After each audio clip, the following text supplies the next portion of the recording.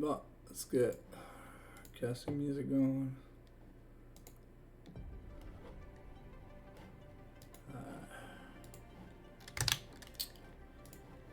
That.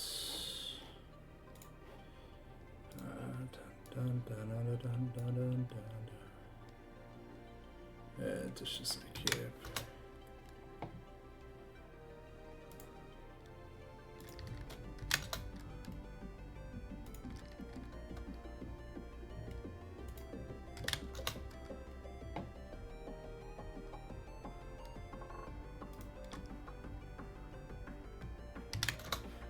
Alright, here we go.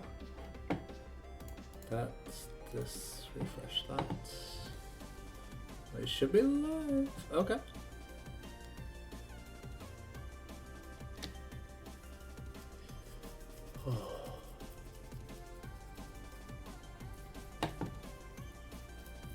There we go. Ready.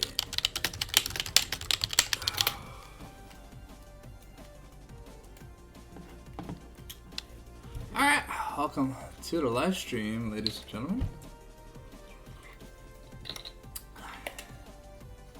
Sorry, just got out of the shower, so. Oh, my hair's a little bit of a mess, but hey, it is what it is. I was yeah, I was cold, so I yeeted myself in the shower.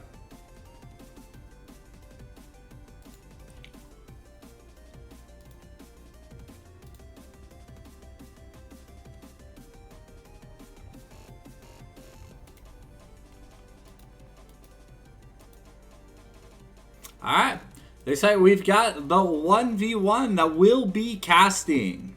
Looking forward to it. Okay, let's see if this is top lane versus top lane. Let me adjust the scoreboard.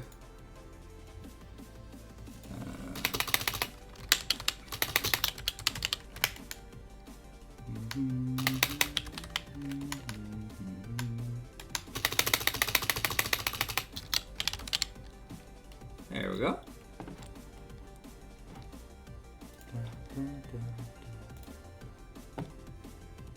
All right.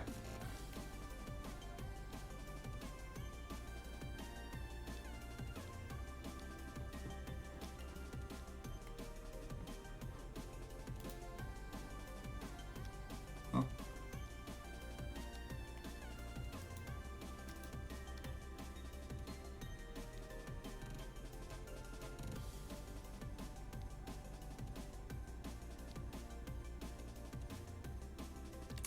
Shin, Cassandra, and Mundo for balance. Okay.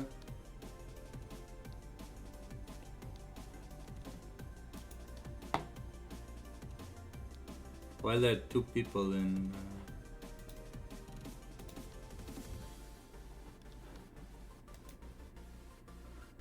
I don't know. The 1v1s are kind of nice.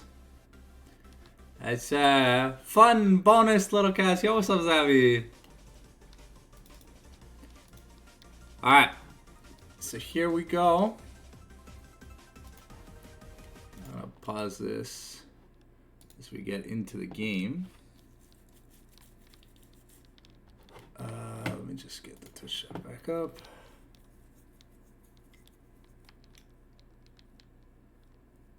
Well, mirror matches are kind of boring. Okay, well, it looks like we've got rivals hovering over a Teemo. I don't know how good Teemo is. Il choisit même pas le même perso. C'est zéro skill. Well, I mean... I don't know about that. Sorry. Scratching my ear on cam. It's a little itchy. Alright, we've yet to see what Agor is looking to hover. I don't know, I kind of like just random 1v1s. It's about player expression more than anything else at the end of the day. Yeah. Yeah, Renekton kind of shits on Yasuo early, so gotta go for that farm game. Makes it a little harder though. Okay.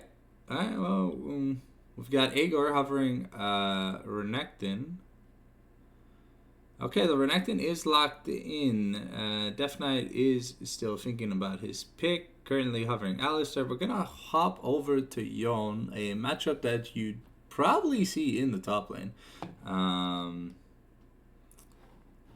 Yeah, let's get into it. Oh man, fucking 3 minutes delay. Yeah. I always forget. Alright.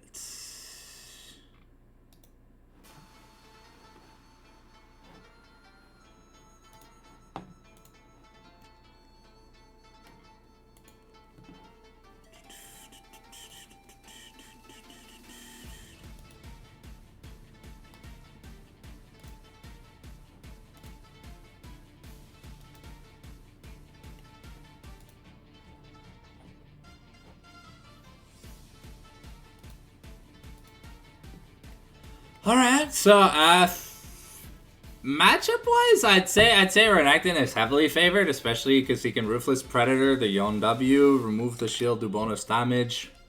But I mean, we'll have to see. Yon is a champion that can be pretty annoying.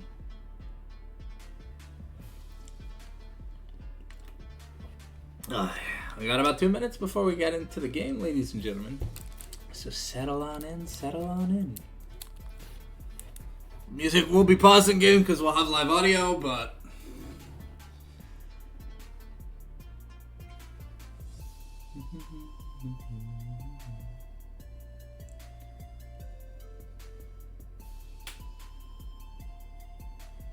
I have a splint. I think I might figure it out later, but it's gonna annoy me.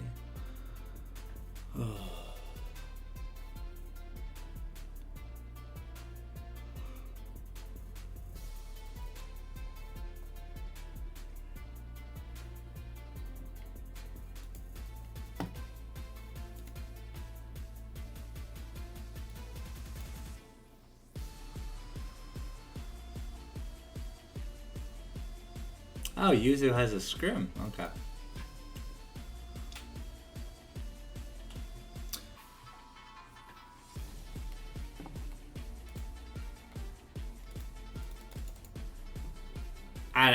If anything, Xavi, I do find that the 1v1 is more entertaining than just a fucking coin flip. At least here on the broadcast side of things, because I get to see it. So, but yeah.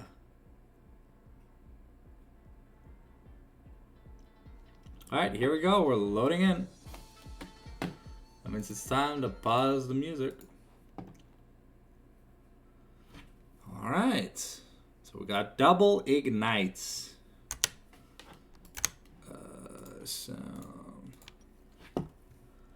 here we go. Okay, so the rules are first turret, first blood, or 100 CS. So let's see what win con we're going for today.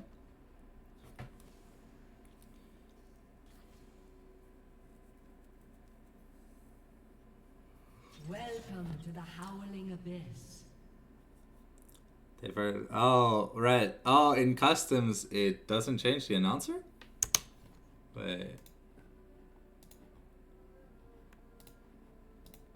Minions have spawned. I guess maybe it doesn't do it on the...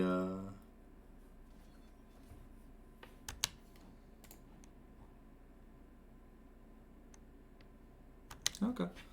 Alright, so here we go. We've got a Guardian Horn and a Dagger with pots on the side of Yon. And we have a Tunneler and a Glowing Mode here for Renekton. Have to see. There's no sustain in terms of pots here for the side of Igor.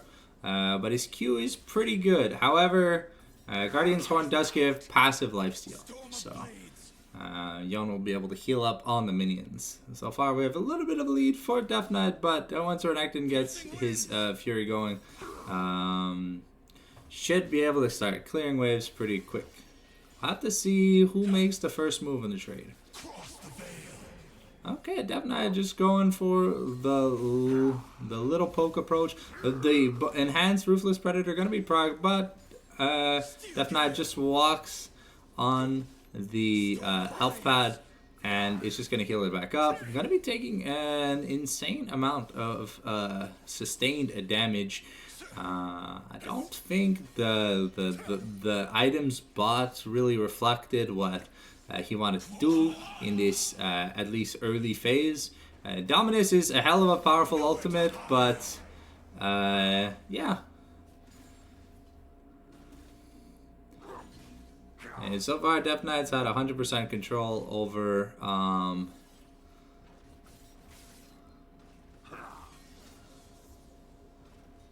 don't know. I come from a time where 1v1s were like how I made money on League.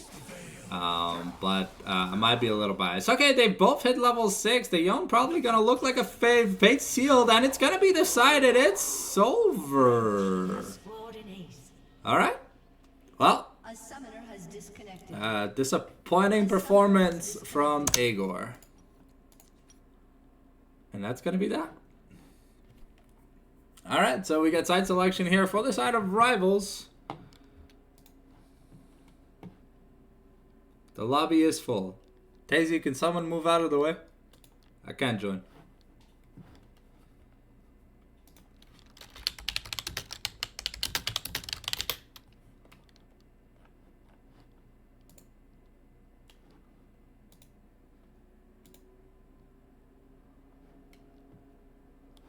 There you go. Thank you.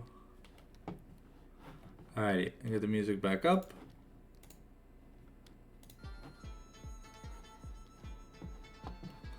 Alright. Going to be started. Where's the draft link?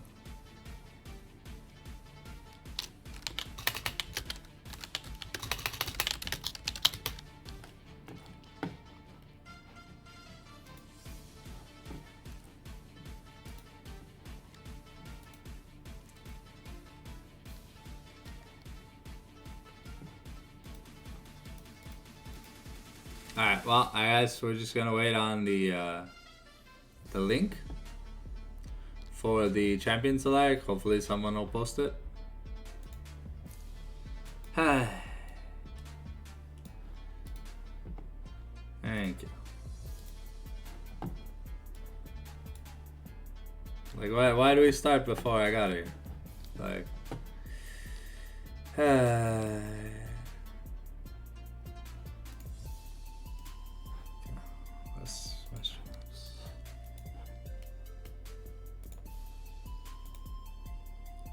what window is this? Okay.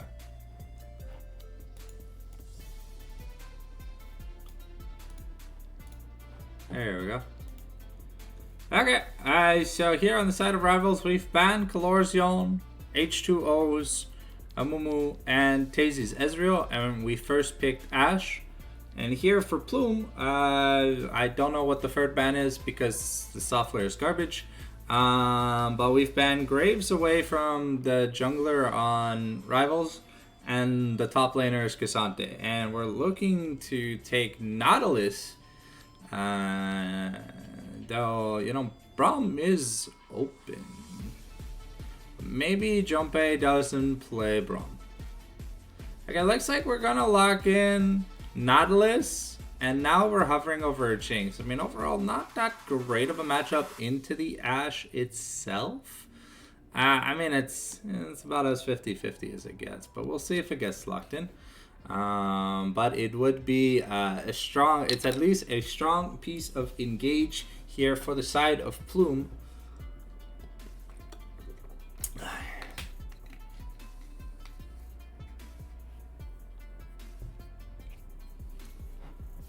Alright, then we followed up instantly with the Braum Skarner.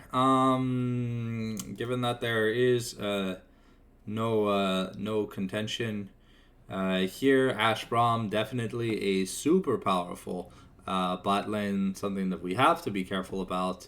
And this Skarner currently one of the best junglers on the patch, and probably the best jungler in Pro. The most boring jungler to watch, but hey, if it gets the job done and you get wins, why not, right? Mashallah, motherfuckers. And, oh, okay. Skarner locked in. Now, we have the hover of H2O's Diana, But I'm not sure I'd want to play Diana into Braum, Ash, Skarner. Feels a little trolly-dolly, but we'll have to see.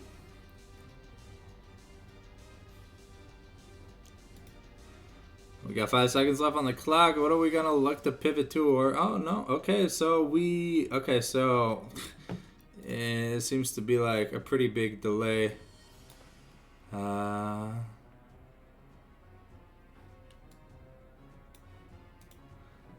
Looks like we lock into Diana here for H2O. Looking to ban the Viger.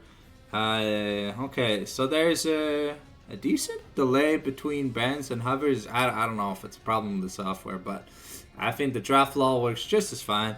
And now we're looking to pinch Kalori's pool a little bit more by banning Yasuo.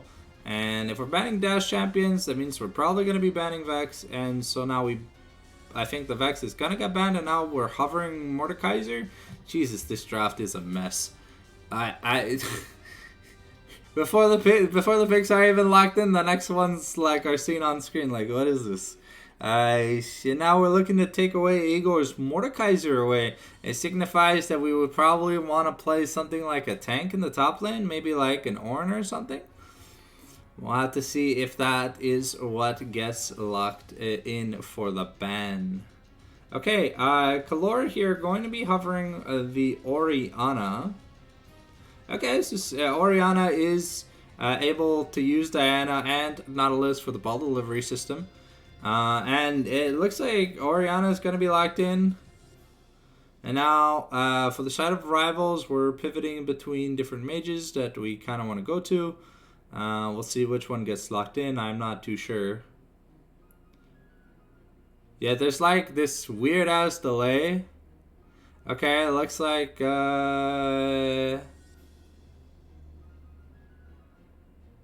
is it Karma? I don't know. So Orianna is locked in here for Kalori, a pretty good control mage. Now we're just gonna see. We're gonna wait and let the clock tick. Okay, so I think the Karma is locked in, so it's gonna be Karma mid. And now we're looking for a top lane. Yeah. I don't really know why there's this visual bug for you guys. It almost feels like we're gonna be locking in the Gnar here for the top lane. And that means we're going to give Igor counterpick top lane. I don't know if the Gnar is what gets locked in. But we'll have to see and find out when this, whatever this bug is, gets fixed. If it ever does. Hopefully for drafts 2 and 3, it's not going to be an issue anymore. So it looks like it is the Gnar that we are locking in. And, oh, okay, we are looking to hover Malphite, maybe? I don't know. I mean, we looked at Tom Kench, but then we're now on Malphite, and if this hover thing tells me anything, is that might be the lock. And I mean, it's pretty solid ashes, low mobility, and while Karma Braum do have peel, there's not a lot of damage to kill this Malphite if he builds tanky.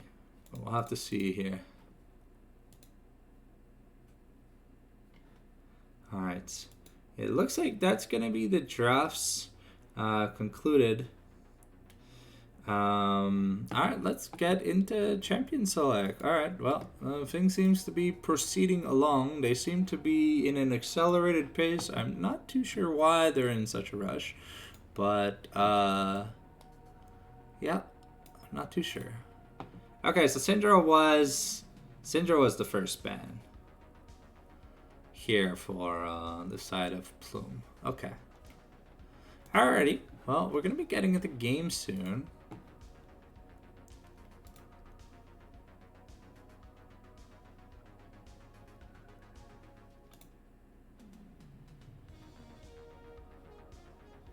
Alright.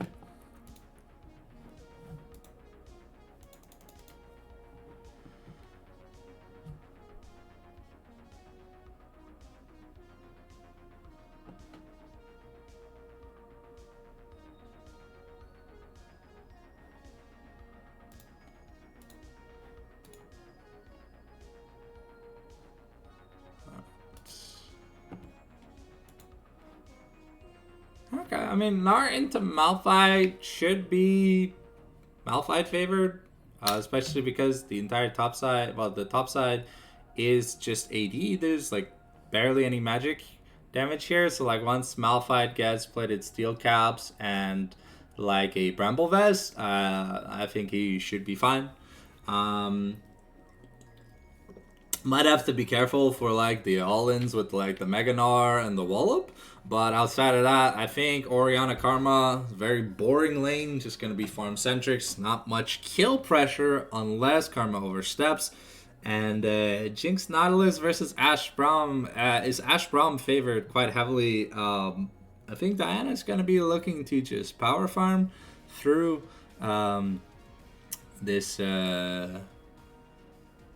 scenario. But yeah. Hello.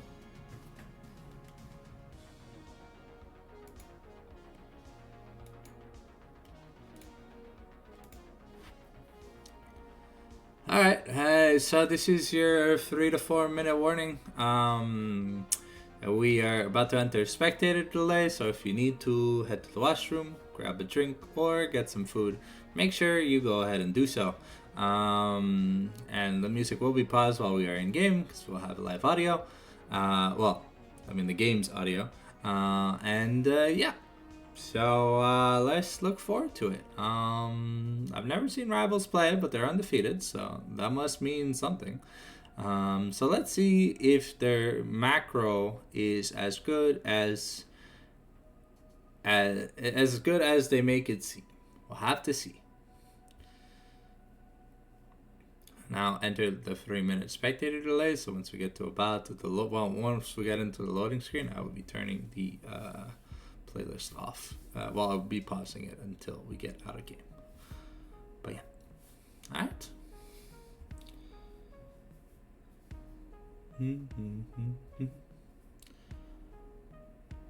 Reminder that the VOD for those interested will be available on the YouTube channel tomorrow at 10 a.m. Eastern.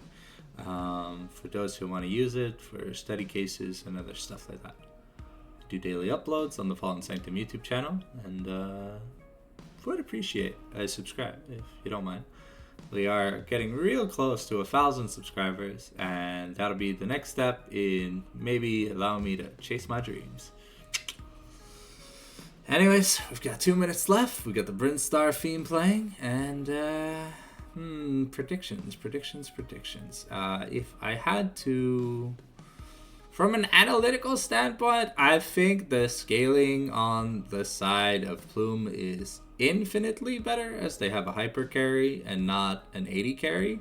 So Jinx just becomes a monster in the late game, whereas Ashe, well, I mean, it really depends on the mechanical skills that the Ashe player has himself.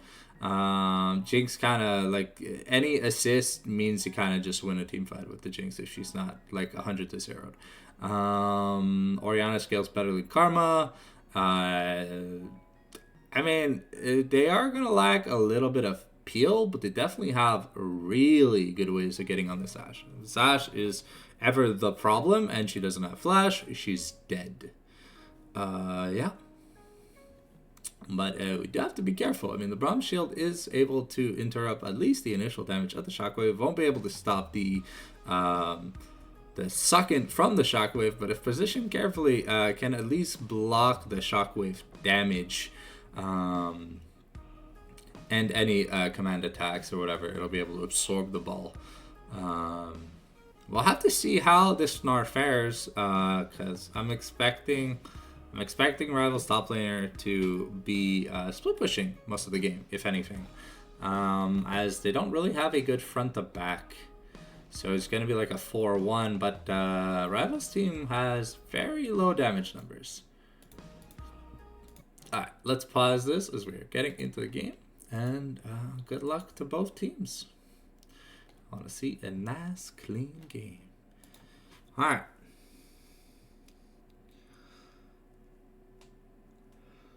Okay, so we've got teleport on all 4 solo laners. Okay, it's the Battle of the Lethal Tempo in the bot lane. And we've got fleet footwork on Diana. Okay. Interesting. Okay, but more importantly, we have Aftershock on Nautilus versus Guardian on Braum. So with the exhaust on Braum, it looks like we are going to be taking a more peaceful approach to the laning phase instead of the Ignite. As the exhaust could also be useful against the Diana, but we'll have to see. So now we're loading into the game, and then we should be able to have some game audio. And yeah, just waiting on that. Whenever it wants to load. All right.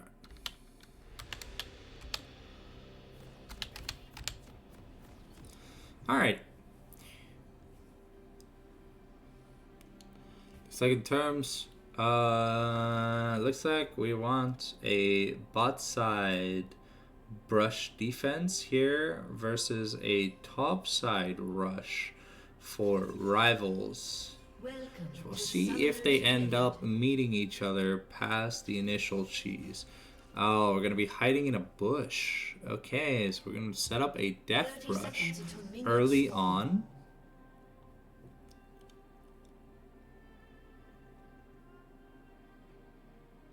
Okay, we're going to invade the red side quadrant with rivals.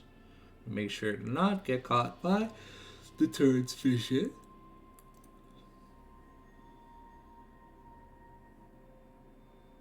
Okay, looks like we are all gonna recall. I believe we're gonna be dropping at least a ward or something.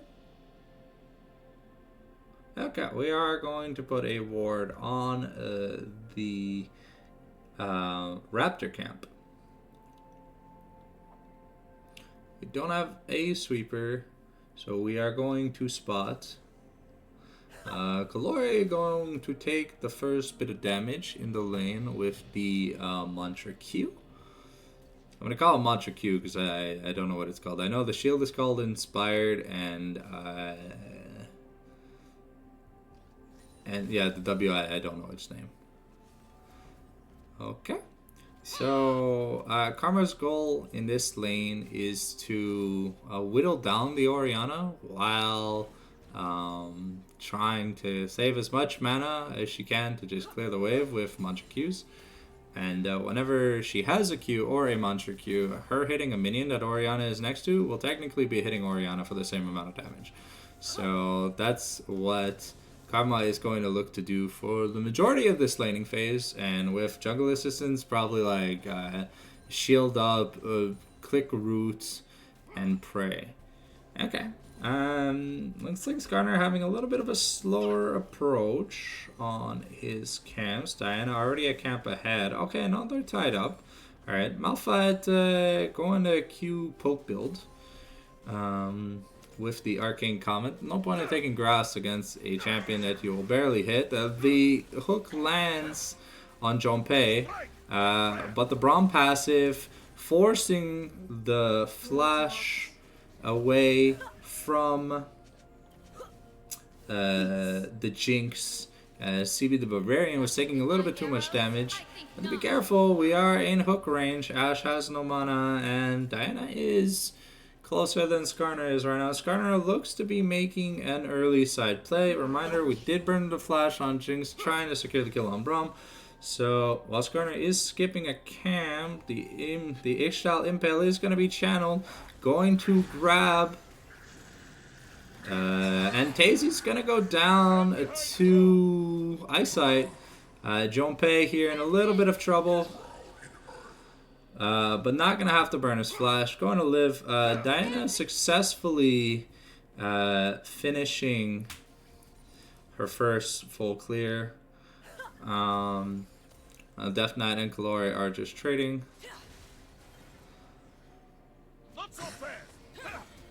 Okay, H2O going to be in a bit of trouble. Might have to flash.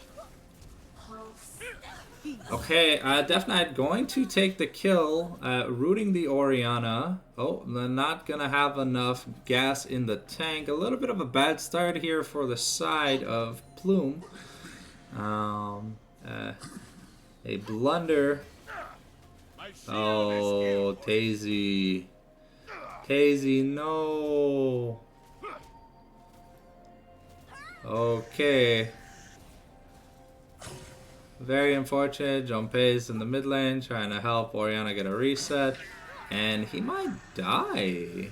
Oh, no. Okay. Junpei going to flash away, making sure that his life is secured. Agor going to be enjoying just pressing Q on Gnar. Going to take a wallop. And, yeah. There's no mana on this Malphite anymore, so gotta be a little bit careful. Okay.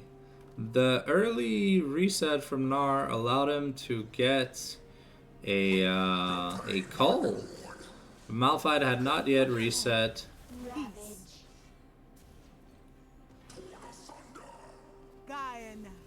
Okay, Kalori gonna be... Oh, no. Kalori not gonna be in a little bit of trouble. Righteous has not used his teleport yet. Malphite recalls with boots 2 cloth armor, so almost has the Bramble plus plated steel caps combo to be able to deal with the grass plus early healing. Unfortunately, Daisy is gonna be a little bit far behind. Potentially down a few waves because he just walked into a Braum on vision and just died after having already died. It's gonna be important to see because Daisy does not have any summoners currently. It's gonna be important to see what we do when this Ashe hits level 6 because unlike Braum, Nautilus can't cancel the enemy AD carry's ultimate. We're going to throw out a Hawk Shot in the blue side jungle. The Scout where the Diana could be. Looks like there might be a kerfuffle here in the jungle. Karma going to... Oh. Karma going to miss the Q. Malphite taking a double kill here. Has to be a little bit careful. But now the Gnar, well, Malphite unfortunately has no mana, but that double kill definitely gonna be helpful. Righteous does have flash, is gonna flash Q auto to get a grass. I don't think that flash was worth it. Unfortunately for the side of Plume, Diana is down 0-2, down 600 gold, but we did get a grub. So at least there's that. We can now probably just power farm to the next rotation of grubs. We've got the plated steel caps here. Instead of going Bramble Vest, H2O going to assassinate Righteous as we pathed Karma up top. Interestingly, we do have the smite. And we are going to take a 2-for-1 grub exchange with a free kill on the top laner. The Braum rotating though.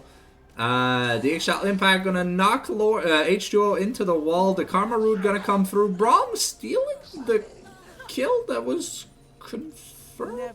Okay, I don't agree with that. But Kalori gonna have to get a reset in soon. Is pretty low. And they are threatening him. But Diana able to catch back up in gold, which is good. Malphite having a little bit of a gold lead too. Able to comfortably start just teasing this Gnar. It looks like priority access though, Rivals is going to be taking access to the dragon. Diana really needs to farm up. That first item is crucial on her. Skarner not near the Heartsteel yet. Ash Arrow gonna go wide, trying to hit the Oriana, but now we've got a reset. I think we have a Lost Chapter. Oh no, we have a Hex Tech Alternator. Okay, so not going Lost Chapter early. Okay, interesting here for the side of Oriana. I think we are going Malignance first here on Karma, and I want to say that's a Sunfire Gate for Malphite. I'm not too sure, but I'm pretty damn sure it might be. Ash going Kraken Slayer. Yeah, I think it's Kraken Slayer. And I believe Jinx is going the new item,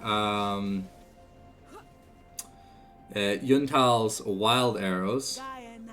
Karma gonna be looking for those cheesy Mantra Q-Pox, probably for the remainder of this game. She is getting close to her Malignance. There should be about like 600 gold off. Is rotating up top. Malphite does have the Unstoppable Force. Gnar nowhere near the Mega Bar. Focus. Okay. Righteous, unfortunately, just taking a turret shot. Losing a bit of the pressure that he's had in the mid lane to try and burn some of Malphite's HP. I guess. I don't know. That roam felt a little unwarranted. But now the Mega Gnar is out. It just times out. So now we can go back to bullying the Mini Gnar. Skarner going to clear some vision here. Gnar probably going to look to get a reset. No. Still looking to be a little bit of a nuisance. Okay. Oh, Ashe here in the mid lane has access to the ultimate. The flash away from Death Knight. Gonna be enough. Kalori going to take the kill here on the Karma. Sorry, right, Leafsy Karma. So, but Diana, unfortunately, gonna be dying again. This Ashe putting in a lot of work. It's interesting to see the Ashe roam, the Brahms farming. Looks like okay, we've rotated. Tazy up to the top side to play against the Gnar because we can't really lane against the Ashe. I was a little curious as to why we picked Jinx into an Ashe instead of taking the Braum away, as Braum is one of the best answers into Ashe. But giving over Ashe Braum felt a little redonkadonk. We're investing the teleport here by Kalori. Looks like he's... the Eggshell Impact and the Mantra Q gonna land on Junpei. The Heartsteel finish here for Skarner is pretty big. We're gonna hook the Mega Gnar into a wallop, but Righteous is just gonna like slap. It's gonna slap Junpei, and Kalori's gonna die to Saloshin. Here we've got priority on Grubs. Looks like it's probably gonna be a 4-2 trade. But Tazy with the wonderful Super Mega Death Rocket to even out the Grubs. So now there will be no Grublings this game. Amazing play by Tazy. Starting his redemption arc. Down 2,000 gold though, so it'll be a while before he's a champion. All inning a... yeah, all inning a Braum with Unbreakable, I wouldn't call that too smart, but Malphite gonna find the Barbarian. The Unstoppable Force gonna be used over the wall. We're gonna be pummeling, but the Gnar and the Skarner, they do too much damage, and that's a shutdown over to the Gnar. Eyesight gonna look to cancel the recall here for... And Righteous on a little bit of the bad end of a trade here, but Ashe is doing good farming. Oof, that's a lot of damage. We gotta be careful.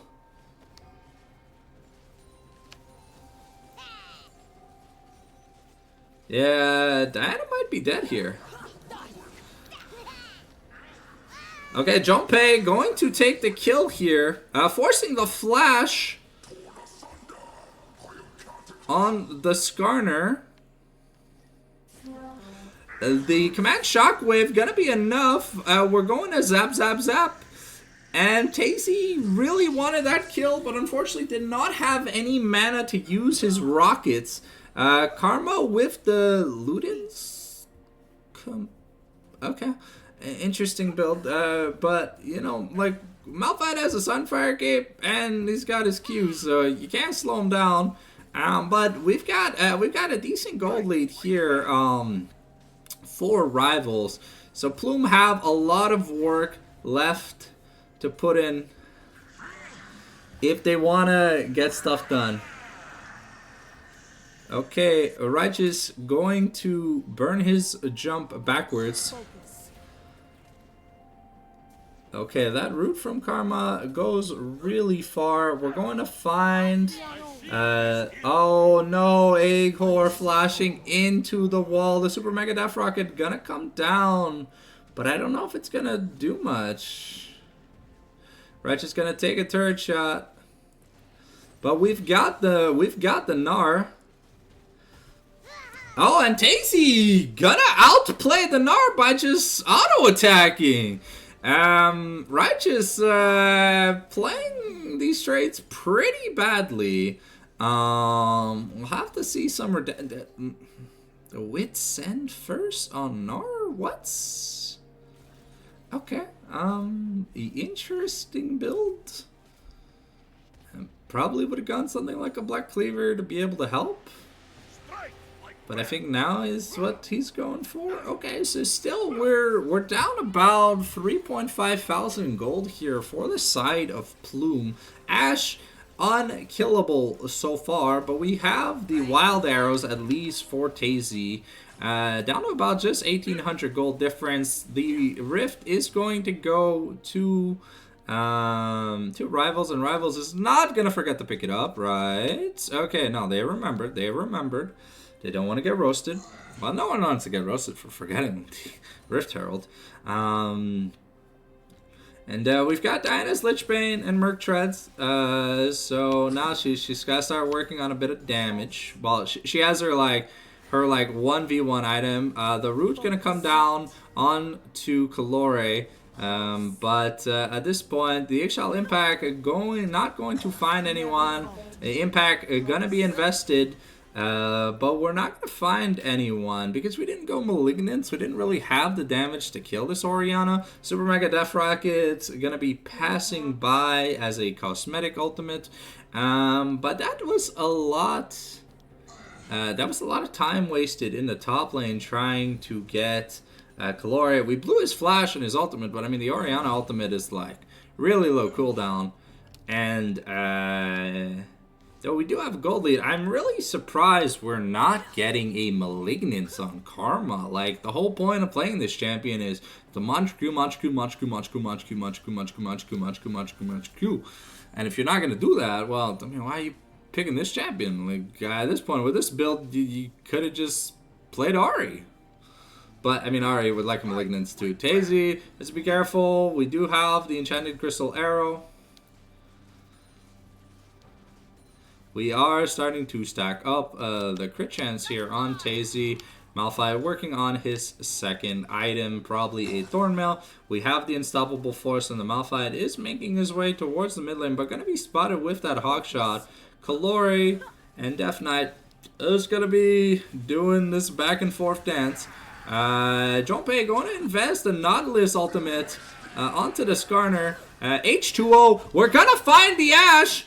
But we don't have any damage. The Gnar into the wall up. Tazy going to go down. Agor gonna ult in, not gonna be able to find anything. And yeah, I don't know what Plume's draft plan was, but this feels a little bad.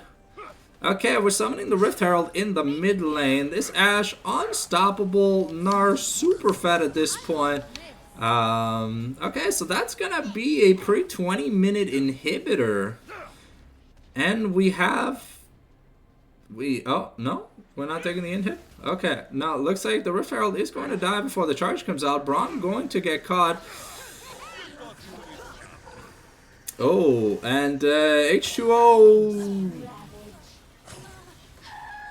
Okay, I'm not even going to comment on what I saw because I don't think I want to. I feel bad. We're just running it down at the speed of sound here on the side of DH Plume. Death Knight doesn't even have to use his summoner spells. Like, Gnar is essentially just the mid laner. He's everywhere with this Skarner. This jungle... This jungle top lane synergy working out really well here. And now we have a Phantom Dancer on Ashe with a BF sword. We've got a Black Cleaver on Gnar and another piece of magic resist. Yeah, this Gnar's never dying to Diana. I really don't know why we picked Diana here. Like, if anything, pick Nidalee. But, like, why are we picking Diana? Like, we drafted Malphite and Nautilus, but, like, mages can't really build HP. So, I mean, Lilia was open. I don't know if HTO just doesn't play that, but we've seen him do very well on tanks and bruisers. I'm not sure the AP route is his calling card. Okay, the teleport invested, the double teleport invested by the mid laners. We've got Death Knights going to die, and Ashe gonna be taken down. A horrible team fight for rivals. Diana's gonna die, but the Skarner is eating a lot of shit, and Tazy and Kalore are popping off Azor with a beautiful ultimate to follow up on the Moonfall, catching out the Ashe. The mispositioning here from the side of rivals. And now that's going to be a free dragon just given, because I don't know what the hell this Karma's building, but Storm Surge Ludens definitely ain't it, Chief. And teleporting a squishy mage into 9 people? Keklamau at this point. The plays are pretty bad on both sides. Gnar wasn't even there, right? Yeah, no, Gnar wasn't even there. But Gnar had TP. Okay. That's a turret taken here for Kalore. Okay, but Kalore might be dead here to Death Knight. Oh? Okay, and the boom boom bolt. We're investing the teleport here from Righteous? Okay. I'm not sure why, but okay. Diana doesn't seem to be able to contest the Baron presence. At least we're nearing the IE here for Tazy, down to only about 1,500 gold diff. It's going to be a lot higher once that Baron's taken. But Skarner, 2+ items, even on gold with this Diana, but definitely putting in a lot more work. However, H2O's only job is to get on this Ashe. If Braum plus Gnar plus Skarner and Karma can't peel for Salocene, then I really don't know why we drafted this super good AD carry on a champion with no mobility. At that point, man, we just played Kalista. The Ashe arrows have been kind of nice, though. Okay, H2O really looking to finish. I want to say this is a Shadow Flame. Okay, so it's about 100 gold off. Malphite building his 3rd armor item. Okay, really not respecting the Karma damage. But I mean, Karma hasn't really done much this game except land a few Qs on to Orianna. Orianna now almost at 2 items, down about 1,600 gold, but she's really trying to farm up. Down also about 25 gold. Kalore not having his best game. Tazy slowly...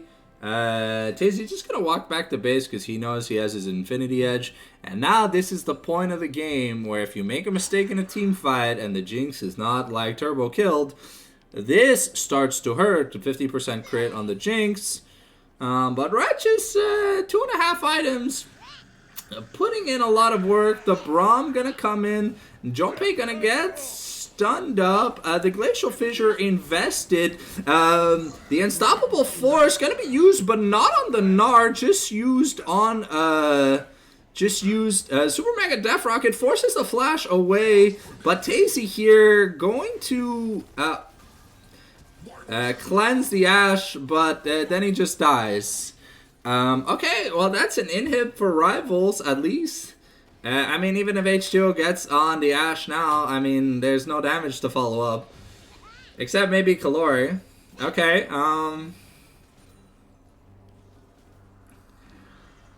okay, I really think we need better bans. I really don't know that Graves would be that impactful. Like, in teams, like, look, we had the Malphites, we had the Nautilus, Had we drafted like a like an AD jungler, like a Jarvan or something, I feel like we could have done a lot. The Hawkshot's gonna come out, Righteous going to dodge the command attack. CB the Barbarian is going to be clearing the pink and the try. The command shockwave comes out. Righteous has his Mega Gnar, going to find Kalori. The Moonlight comes out. We're flashing out of the Impale, but H2O also going to dash out of the way of the Glacial Fissure. However, that's all the ultimates. That is Kalori's flash, but that is all the ultimates used on the side of Rivals. They're up about 9k gold. But we gotta see some meaningful purchases here for the side of Rivals. We now have a Mortius on Gnar. So if Orianna ever thought that she could kill this Gnar, well, now that's like what 100 plus MR on this Gnar with a bit of HP. Yeah, okay, we'll have to see if the Randuin's comes next for the Jinx, but I mean, this Gnar is in a prime position to just carry this game. And no one can side lane against him.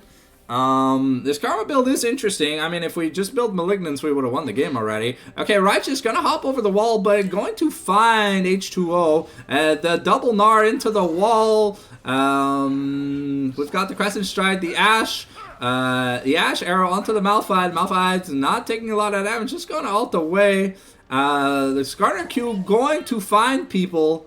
Yeah, see, Agor just kind of dying. Okay, a little bit unfortunate here. I would have thought that the counter pick would have done a little bit more, but they gave this Gnar so much money that it doesn't matter. Okay, Salusine gets caught out.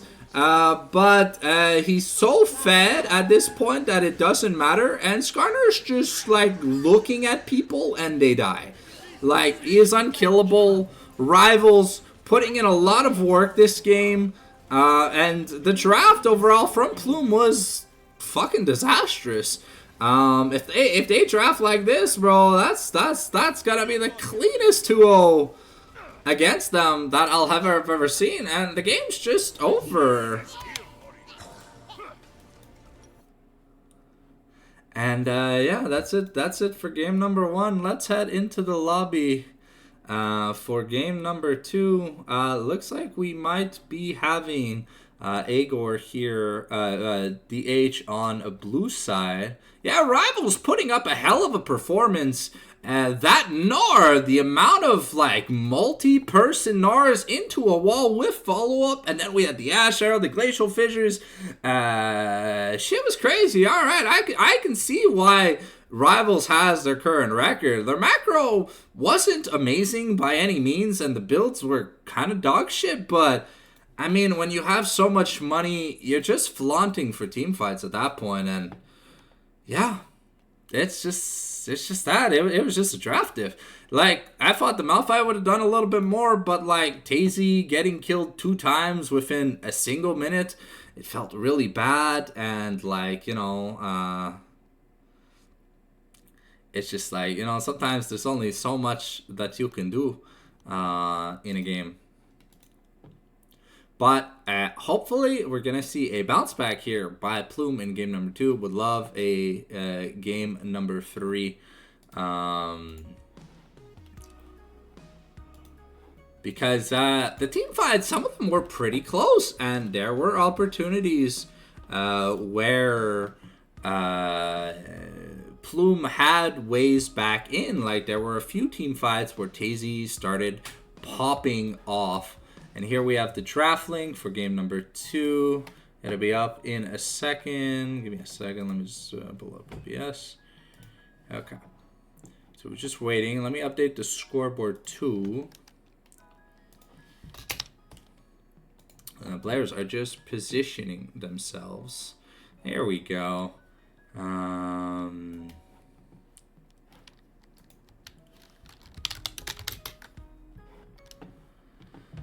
All right.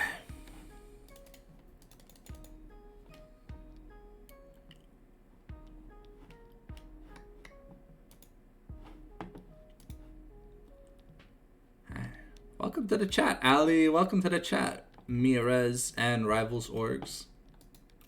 Remember, if you enjoy what you are seeing here, a follow and a subscribe over on YouTube really goes a long way. I do daily uploads on YouTube, and I cast as many esports matches as I can, plus competitive scrims and competitive high elo flex games. So, if ever that is something that you are interested in. I also do all esports coverage in terms of like Worlds, MSI, and stuff like that. So if any of that interests you, be sure to do check my social media out, as it goes a long way. We're trying to make my YouTube career a dream, and we're in a good position for it. Here we are getting into the draft with Plume on blue side. They have first ban. Hopefully we're not going to see the same toggle ban.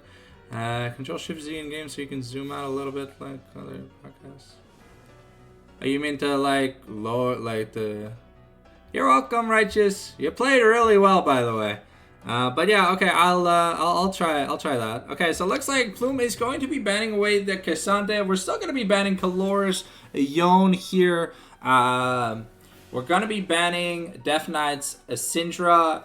These bans are going in quick. The teams are ready. No one is here to mess around. We've got the Amumu ban here away from H2O. Probably one of his more comfort picks. We'll have to see here. Oh, let me just move my camera. Here I am clicking on my stream instead of... Okay, looks like we are also banning the Ashe away from Tazy. We're still going to keep the Graves ban consistent. I'm interested in knowing if it's like a scrims or just a dominant performance that we don't want to play against. Because last time I checked, Graves doesn't have great team synergy. It's a power farming solo Q terror.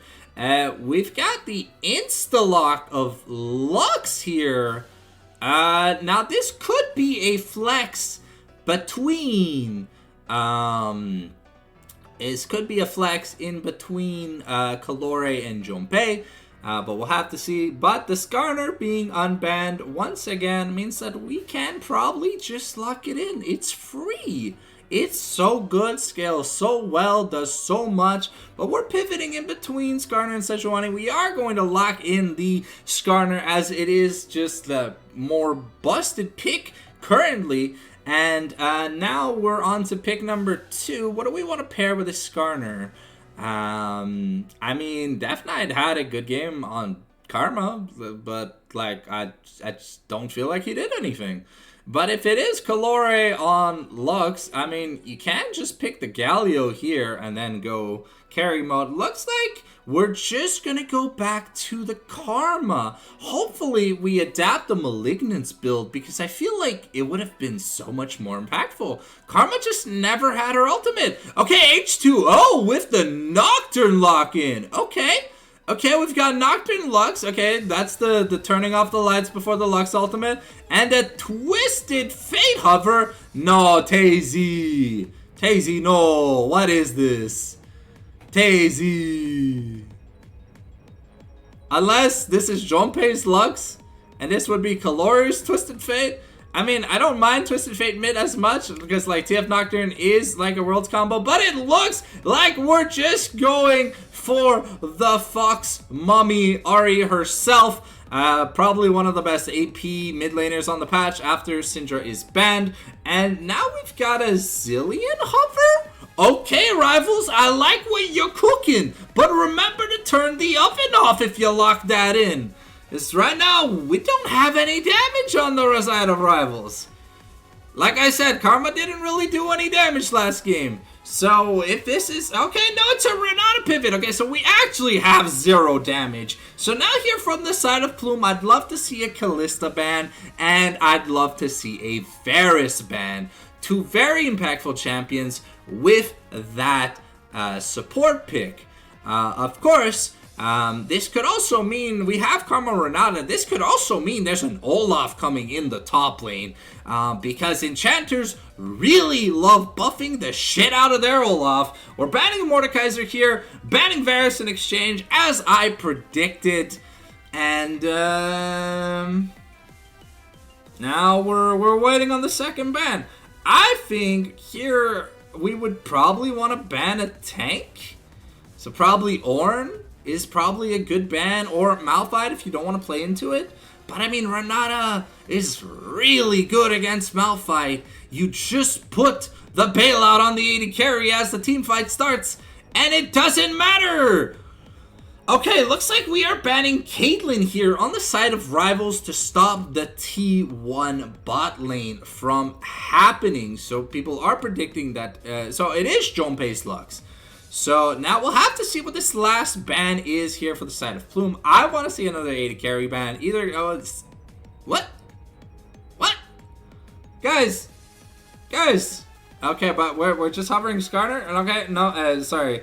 Smoller, pivoting over to MF. We still have got time to lock stuff in, but we'll have to see. Ezreal, okay, Kalista should be the go-to. It is amazing with Renata, and is the reason why this Yasuo. Okay, what the hell am I seeing here? Okay, no, back to Ezreal. All right, Ezreal Renata, not the best synergy, but I can understand being a little scared of Ahri Nocturne.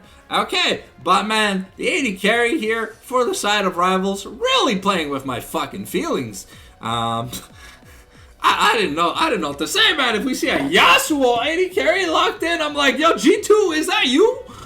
Is this NA G2? Alright, we've got 5 seconds on the clock for blue team. What are we locking in here for the side of Plume? We gotta make a decision, and it's gonna be the madman Set himself, the muscle gym boy.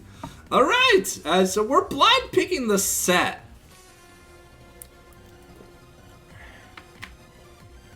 And Casey's on. I don't like this. I really don't like this. You have Lux and an Ahri. If you go Ziggs, Skarner just goes pure magic resist, and then there's like, oh, okay. So there's no tank on the side of Plume. Versus, ooh, okay. I don't know if Gwen's that amazing into Set. I really don't know the Gwen matchup spreads, but we'll see. We've got 15 seconds left on the clock. Maybe it's a pivot into something else. I know there are a few champions that really abuse Set. Pantheon. Oh, Aurora. Okay, interesting. So we are going the, we're just going, okay, so the top lane split push route.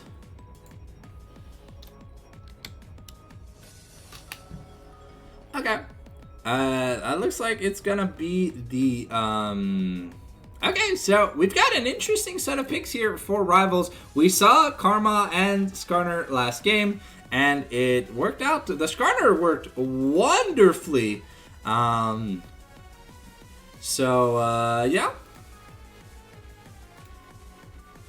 Let's see.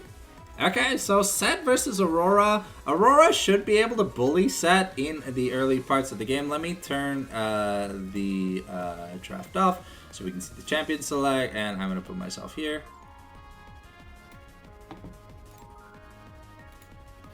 Okay, so we're going to be Control-Shift-Z-ing once we get into the game. So far, Rivals with a massive momentum win. It wasn't even close or funny. It was just pretty sad to watch Plume play that badly. But the nerves when playing against the rank 1 team in your division can get to you. And the mistakes just kept piling up. Diana should have just given up on taking all those bad trades and just tried to farm. Like, Tazy should not be walking into a brush without, like, him having vision. Especially not without his support. So, the real question is Tazy going to be able to get a good start? Because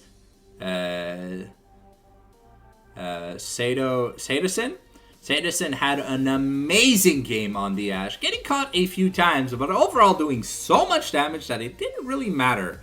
And Righteous pulling so much pressure on the enemy team by just winning 1v2s straight up as the Gnar. He was counterpicked into, but because he was fed so much money early on, it just didn't matter. Okay. I'm really really surprised to see Ezreal with Renata because Ezreal. So Renata boosts your attack speed, your movement speed. Right, two things that Ezreal doesn't really give a shit about because Ezreal is all about cast cycling his mystic shots, arcane barrage, and I think it's an essence shift. No, I don't know what Ezreal's W is called.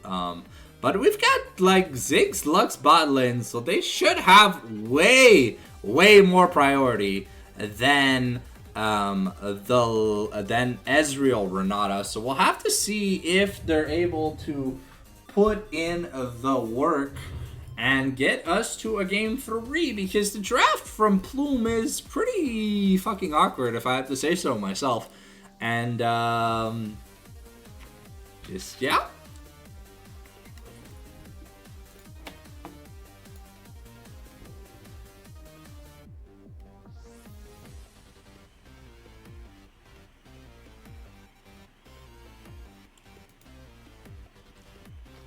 Alright, so here we go. We've got about 3 minutes before spectator delay, so as always, if you gotta go to the washroom, grab yourself a drink or a snack, now's the time to do so.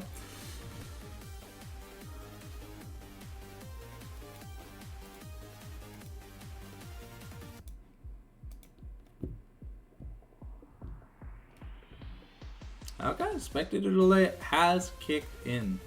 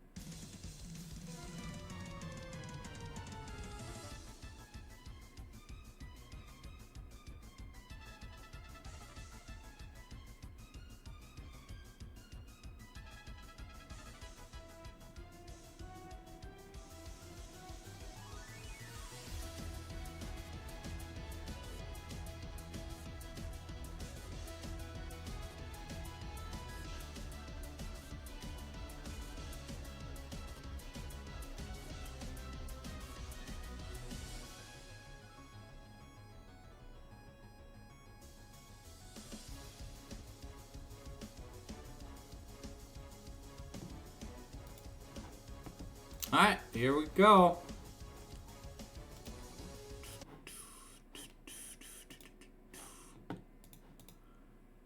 Here we go. We're about to get into the game. Let's see some good skins. Ooh. Okay, we've got KDR and Elementalist Slugs, but Battlecast, Alpha Skarner, and Haunting Nocturne. Okay, well, Ziggs skin kind of dog, and yeah, I'm not gonna comment on the other ones. Okay, Control Shift Z.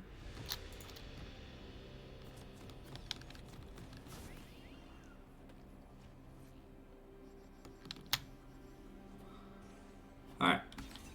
Ta-da! Hilarious.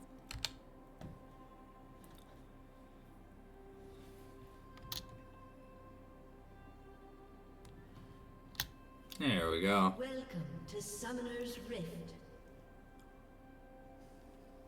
So we've got a bot side rush here from the 30 side seconds until minions spawn. of but we don't have a sweeper. If we wanna like do a sweep to get vision and stuff, yeah, but we know they're all there now. And so for rivals, the smart thing is just to like play like you know. Okay, so with no sweeper, that means we're not gonna be able to stop the ward. We are going for this like really late invade. Okay, we've got 15 seconds till the buff spawns. Aurora and Set are not going to make their way back. But yeah, Kalori is going to be late to the lane. Yeah, we're going to leash Eyesight here for the side of rivals.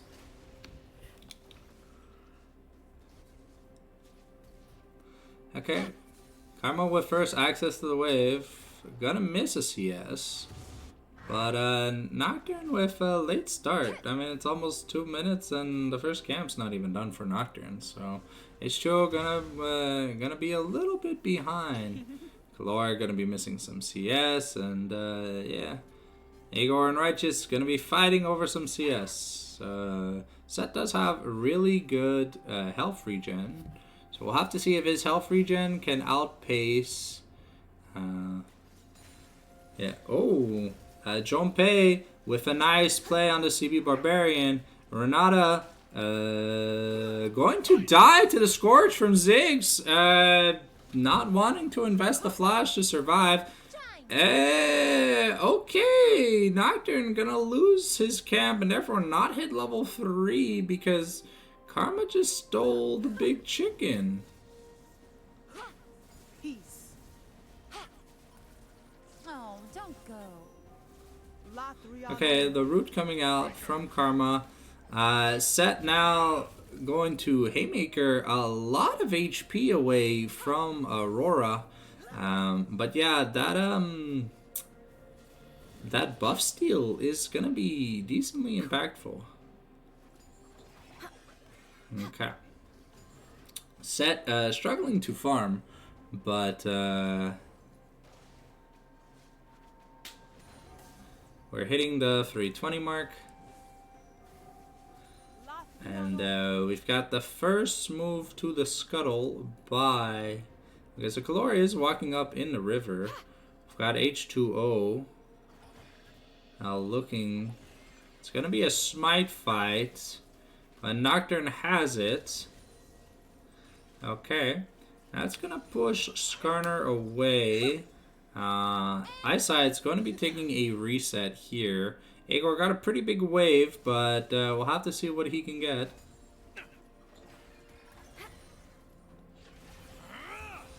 Okay. Okay. Salasi not having as amazing of a lane as he had last game, and here for the side of Plume. Yeah, Tazy not struggling to find CS or... yeah, he's going to have the advantage here. Jonpei unfortunately missing the light binding.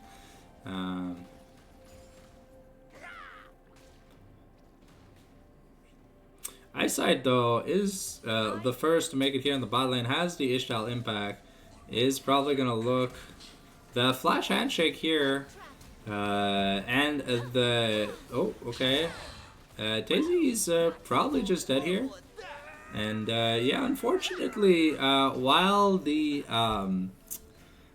satchel was nice, Tazy didn't use it on himself, like for himself. So he was still really close from the Skarner, and the Ezreal was able to eat in and grab the kill on Tazy. But now H2O sitting here. The handshake going to stun both Jonpei and H2O. Tazy has his teleport, but had already used it. Okay, and that's a little unfortunate with the waste of teleport so early. Still in the lost chapter. Now we've got a Cull and a Sheen here for the side of Sadison. He's going to look to just comfortably enjoy his lead. Okay, Agor going to continue getting bullied throughout probably the entirety of the game. But there's a lot of magic damage here. So Merc Treads and Hex Drinker probably going to go hard.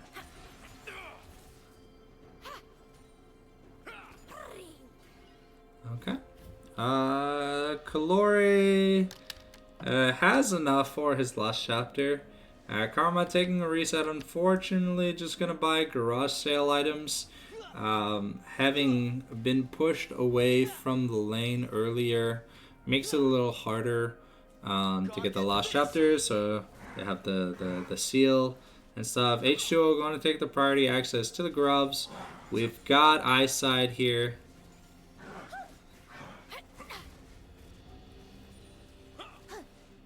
Okay, and that's just gonna be a first set of grubs for free. Daisy should be able to farm pretty freely with no worries. Okay, Kalori unfortunately gonna miss. And Junpei also gonna miss the light binding, so with all of the CC just missing, there's no possibility to get a kill. We've got early scuttle access, and Junpei landing the light binding here.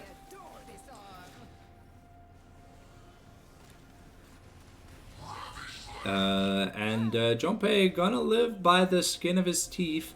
Going to be able to flash away. Sadison just going to be able to take that kill. The Orb of Deception does a lot. H2O gonna be putting in the work. Just needs just a little bit more damage, but not gonna find it. And overall, the Aurora ultimate gonna be really nice.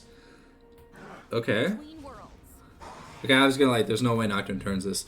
Unfortunately, should have probably just tried to kill the Renata instead of queuing the Karma who had the shield. Yeah, a nice early team fight for Rivals. Once again, putting Plume into a decent deficit. However, Agor now has access to pushing, and he's down 500 gold on the Aurora, but he got a plate and a half, which is a lot. Kalori going to take a decent chunk here. Hopefully we go Malignance this game, because it's really impactful with the Aurora. I wonder what the Aurora is going to build, because we just have an Amtome. And so far, that doesn't really give any. I think we're going Stridebreaker on both Set and Nocturne.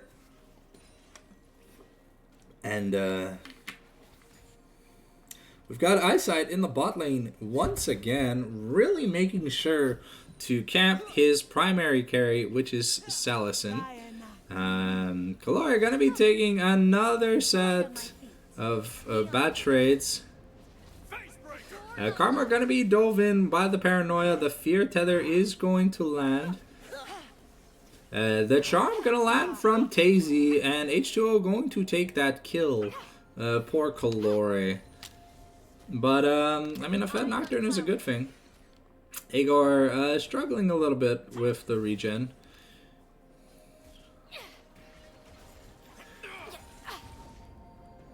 Okay. Between Worlds almost off cooldown. Junpei going to get caught by the Ishtal impact. Gonna be pushed. Ezreal going to just take another kill on him. The Stone Throw not gonna find anyone. But Aurora not going to commit the Between Worlds. H2O now gonna get caught by the handshake. Gonna get caught by the impact. Salison has to be a little bit careful.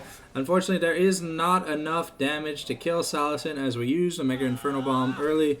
Karma going to miss the Mantra Q and just take a lot of damage. Tazy, however, can still clear the wave. But Dragon Priority has been given over to the side of Rivals. Kalori does have, almost has the Spirit Rush. And Nocturne is getting in range. where we're gonna pop the blast gun. So it looks like we're just gonna give up this dragon to H2O and the side of Plume for free. Really good job by Tazy, by Kalori to buy that much space. Now we're gonna run to the grubs right away. Focus.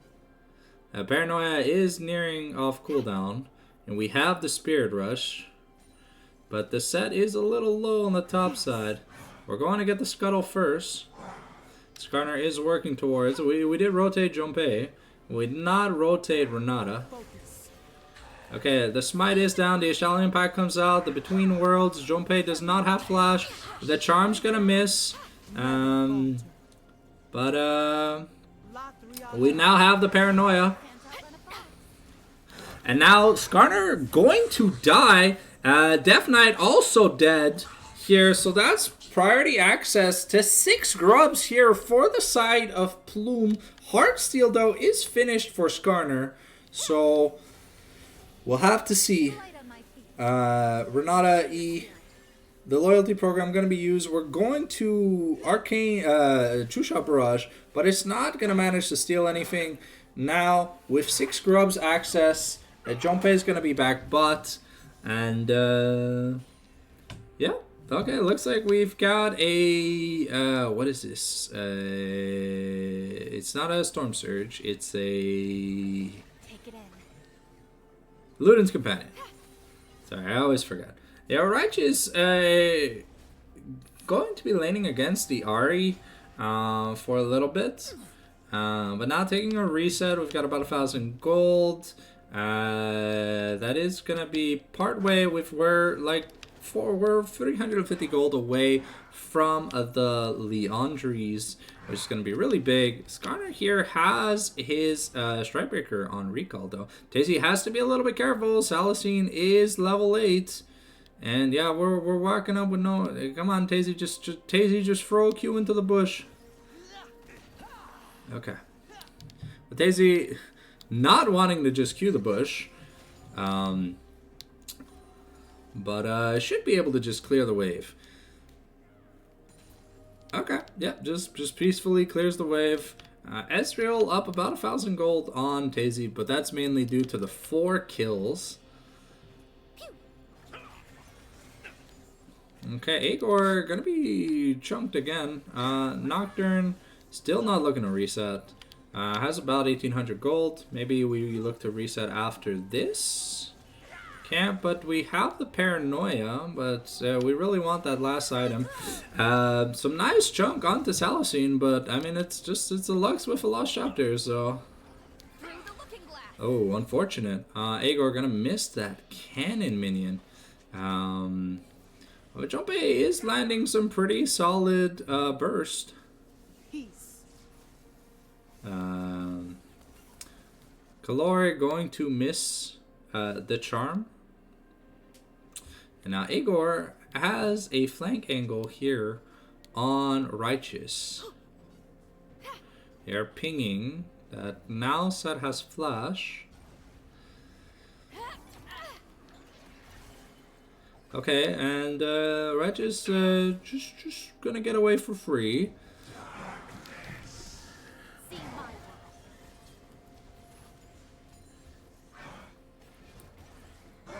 Esther. Oh, okay, and oof. H2O going to live by the skin of his teeth. We don't have the True Shot Barrage. Tazy is going to start working on these turrets. And yeah, Death Knight, Junpei realizing that he is alone. And the flash handshake from Renata is actually going to put Agor in a little bit of a tussle. Salicine taking a lot of damage, but was pretty bad here. Nocturne does get to recall without losing his bounty. He doesn't even have a bounty.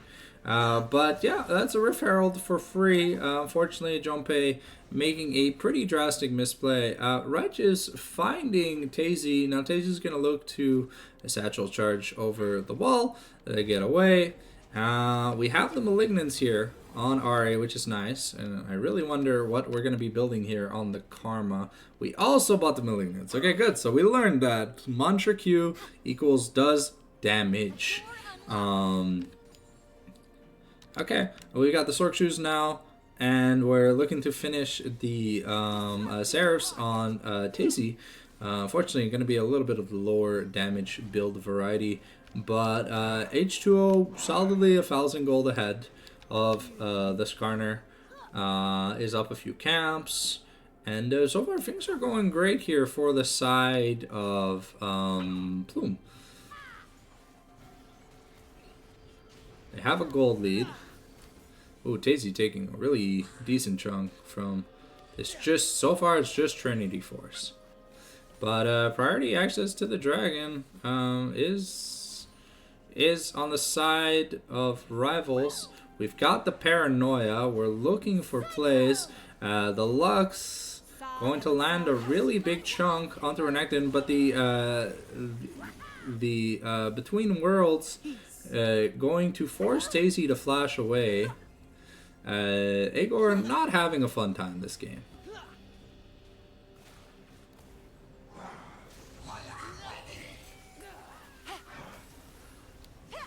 Okay, Eyesight going to be able to steal the dragon. Going to be able to secure the dragon, I should say. Tazy in a bit of trouble, going to get flash cockslapped by the Skarner. But that's a nice orb of deception. The hostile takeover.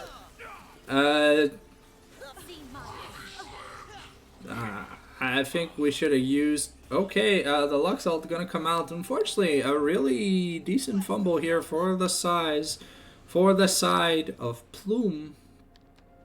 Nocturne has a lead. Tazy's down. Set's down. But we used the Paranoia, and instead of bursting the dragon when the Skarner wasn't near the objective, we just let the Skarner walk back and just yoinky sploinky it.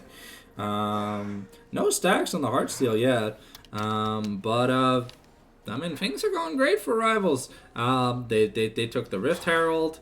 They stopped the dragon stacking, and it's an Ocean Soul. So, gonna be a clusterfuck on both sides. The Between Worlds not off cooldown yet. Aurora gonna get hit by the. And Kalori now working towards probably a. Either a Ludens or a Horizon Focus, but we'll have to see. Death Knight going to be really annoying for Agor to deal with. Unfortunately, this set not finding much value. Skarner going to get the Ishal impact onto through the wall. Is going to be able to get away from Junpei and H2O. Paranoia is still up though. We really want this Nocturne to hit level 11 because the Paranoia range really. Oh my god, that Malignance damage is obnoxious. You'd think that Karma had a Leandris with the amount of poke that she's producing, but it's literally just the minefield that is Karma Q. Okay. Kalari gonna secure that cannon minion. And oh. Okay. We are looking to make a play with the set ultimates. We are going to find Righteous with the charm, but the Between Worlds putting in a lot of work. Skarner doesn't have flash. And we have the Paranoia now. We can find the Aurora. And the Orb of Deception is going to be enough. Junpei going to find the kill onto Karma, and while Kalor is going to do his best to survive, unfortunately H2O is going to get the kill again. Ari not really the recipient of a lot of money, but H2O having a pretty fine game. But remember, the Skarner scales so well defensively. We are getting a Sterix gauge, which is interesting. Instead of getting like an armor item, like a defensive armor item, we're getting an offensive defensive item. just to try and give the Skarner a little bit more damage. But I think he's got enough damage. Jonpei going to be taking a lot of damage. The handshake going to come through, forcing the flash. True shot barrage going to do a decent amount of damage, but Jonpei without flash means that he is very vulnerable. So we'll have to see. We almost have the Luden's. We have the Luden's companion here for Jonpei, and now do we have the Seraphs here for Tazy? No. Yes. No. Toaster. No. Oh, no, okay, so we just had enough. We had enough for the last chapter, not enough for what we wanted. Okay, so we are going to be killing the Herald before it gets a charge off. Unfortunately, the Herald was taken, but nothing was done with it. Eyesight is in the bot lane again, though, but without Aurora or Ezreal, I don't know if they can actually kill this Nocturne. Kind of does a lot of damage. The dragon is going to be up in about 35 seconds. Stone Throw not going to hit. Junpei going to take that vision ward.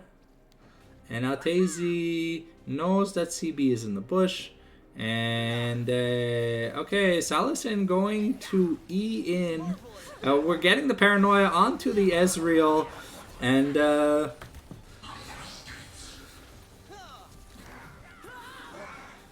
okay, Renata going to go down. Even though the hostile takeover was enough, we have a charge of the Spirit Rush left here for Calore, but we've got to be careful. Has to use it defensively against Eyesight. Salicine is going to dash in offensively. Have to be a little bit careful, but I mean, so far that's a team fight win here for the side of Rivals.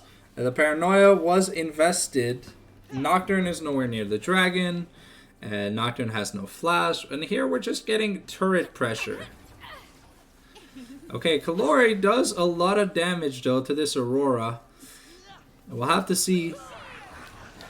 Nocturne able to steal the dragon, though. Really nice. Gonna die and give a little bit of a shutdown. But Aurora unable to find Ahri. And Calore, Righteous is down in the solo laners here for the side of Rivals are a little down in experience. While we do have 2 items here for Aurora, I mean, they're level 12 to the level 13s. So I guess the stat difference was enough. It looks like we are going a Shadow Flame second item here. Once again, Salicine having a really great game. If he doesn't get caught out, there's a good chance that Rivals just 2-0s this. But this time, however, the goal deficit isn't like 10,000 for the entire game. Ziggs getting another turret is nice. Aurora now starting to put pressure in the top lane. Skarner, yeah, still nowhere near his Sterix. Karma finishing the Horizon focus is decent. We've got the Paranoia onto Aurora once again. I see your spirit. And Righteous just going to get solo killed again. Tazy's got to be careful. The turret is down. H2 going to be able to find. Okay, the Ezreal is starting to hurt. True Shot Barrage going to miss. But now Agor is isolated. Just for you. Has to be careful. Oof. Unfortunately, Agor gonna do a lot with that true damage, but gonna just can he make it to Junpei? Nope. Skarner just gonna nom. And Calore now looking to take a trade on this Karma. Karma feeling a little bit weaker than she did last game. But yeah, no, unfortunate blunder here for the side of Plume. And now we've got, it's just Junpei versus Skarner and Ezreal. As Junpei will manage to clear the wave.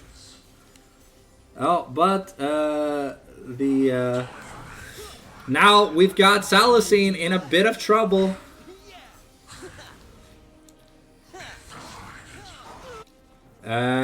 the Mega Inferno Bomb gonna be enough to find a kill here. Now the between worlds, Tazy has to flash away. The haymaker into the wall, forcing the flash from both. The Aurora slow gonna be enough. And yeah, no, we just don't have any damage here for the side of Plume. Without this Nocturne, who's essentially like, without Nocturne or Ari, yeah, we don't really have any damage. At least like rivals don't have grubs, so we can't push these turrets too fast. Yeah, things are going from bad to worse. The Shadow Flame now at least finished for Ari, but now in a gold deficit. Set down about 1,300 gold, still working on Hysterics. But now Aurora almost at 3 items. Skarner has about 3,000 gold to spend, so really needs to spend. But we have Tazy now getting the Leandries. 3 items on Ezreal. They said we're going Cosmic Drive on the Karma. It's all about that movement speed. Being able to get away from the Nocturne is the name of the game here for rivals. Ocean Dragon is spawning here in a minute. And it's going to be the big point of contention because we don't really have good teams to do Baron. No. And Kalori now going to hit level 15, almost as the rank 3 ultimate, and just one more level. And yeah. Okay, looks like Nocturne is looking for something, but it's just gonna take a quick recall. Dragon is up in 20 seconds though, so we finished the Serpent's Fang here for Nocturne. Forcing the flash on CB the Barbarian is pretty big. The Skarner is probably looking for the Ishal Impact. Jonpei going to get caught here by Salicine. Salicine just flashes in aggressively, but we've got the...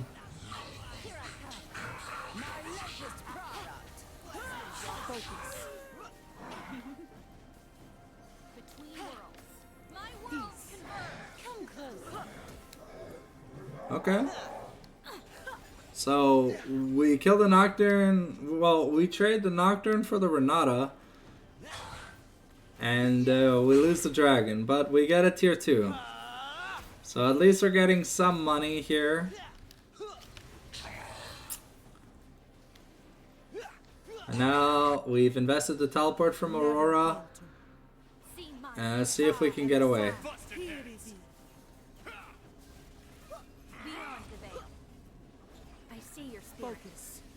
And Aegor is just gonna die. Now has his Hull Breaker, so it looks like he's gonna be looking to split push the entire game. Not looking to try and survive these team fights or anything. Salicine gonna have to dodge that, but oh.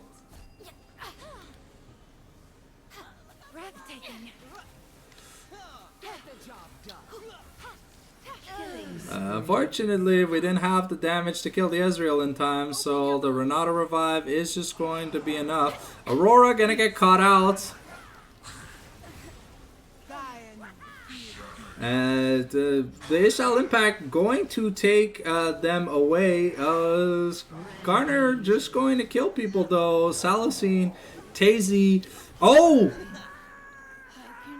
Oh. Okay, looks like Salicine is going to get taken down. Yeah, a triple kill here for Jonpei.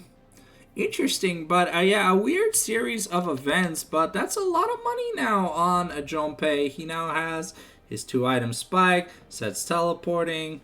There's no teleport besides Death Knight. Death Knight is dead for 20 seconds, so Set might get another turret in exchange. Nocturne now working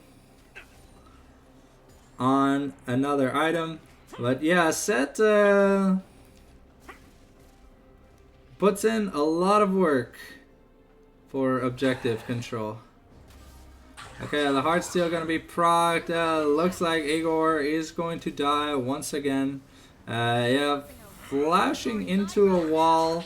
Aegor gonna be able to walk away, but unfortunately that's not the case. We're gonna miss the crowd control on CB the Barbarian, so we're not going to find a kill here.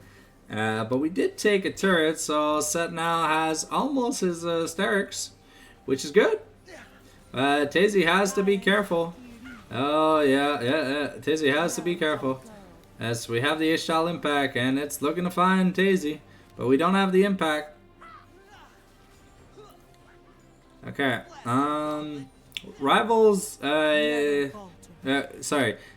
Plume doing a good job at disengaging. Tazy now on 3.5 items. But gonna get caught out. Actually, it's Karma that gets caught out. H2O has to be careful. The blue buff is going to go over to the side of Rivals. And Aurora now taking turrets. Kalori is just looking for a play.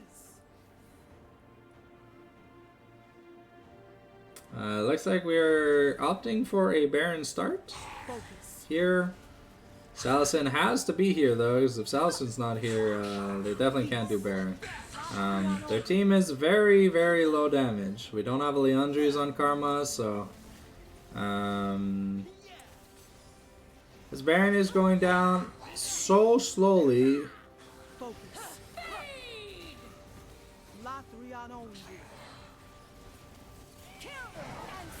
And Nocturne's able to steal the Baron like that, you know?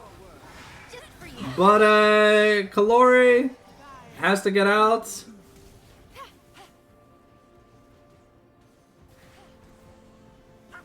The Eggshell impact gonna be enough. Oh, Tazy now has to.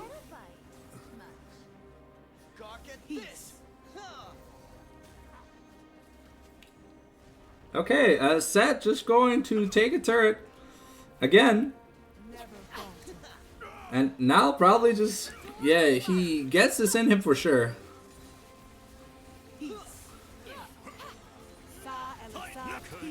Gonna die during his ultimate, unfortunate, but that is the mid lane turrets and the mid lane inner and the bottom inhib taken here. So at least the split push angle strategy here for the side of Plume is working out. The Set now on 3+ items, built back the gold lead that he had lost against Aurora, and Nocturne almost on 4 items. Jonpei landing some key combos, but Kalora taking about 50% of his HP early. Not what I'd call fun. It looks like the Ocean Dragon Soul Point is going to be started. We're going to blast cone over the wall here by Righteous. But Righteous pretty squishy. And once again, without this Ezreal, like, while we wait on this Ezreal. Okay, the Paranoia going to come out, but we're just going to die. We're going to try and steal the Ocean Dragon, but it's not going to work. The Barrage, not going to find anyone. The Flash Handshake into Satchel Bomb. Okay, so Set is just going to be pushing. So we do get a 1 for 0. But we use everything to get it. And Set now just starting to build up some more pressure. Salicine looking for a kill on Kalori. He does a lot of damage. Jonpei has to be a little bit careful. This Ezreal does a lot of damage.